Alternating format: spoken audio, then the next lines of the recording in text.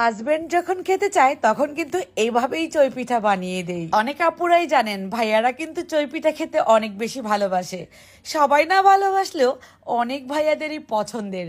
তবে এইভাবে করে যদি চই পিঠা বানিয়ে দেন, খাওয়ার পর দেখবেন অন্য জগতে হারিয়ে যাবে। রসে টুইটুম্বুর এই চই পিঠাটা বানানো যেমন সহজ, খেতে কিন্তু অনেক বেশি মজার। আপুদেরকে বলবো ভাইয়াদেরকে এই শীতে যদি এই চই পিঠাটা বানিয়ে খাওয়ান, দেখবেন যে ভালোবাসা ডাবল বেড়ে গেছে। তো আর কথা নয়, চলুন দেখে নেই মূল রেসিপিটা। প্রথমে একটা প্যানে 2 টেবিল চামচ পরিমাণ রান্নার তেলে দিয়ে দিচ্ছি 1 কাপ পরিমাণ কাঁচা সুজি। সুজি এবার তেলে খুব ভালোভাবে ভেজে নিব। এমনভাবে ভাজবেন যাতে করে সুন্দর একটা ফ্লেভার আসে, কালারটাও নষ্ট হয়ে না যায়। এবার ছোট সাইজের একটা কাপ দিয়ে 1 কাপ পরিমাণ আটা দিয়ে দিচ্ছি। দিয়ে দিব 2 কাপ পরিমাণ ঘন দুধ।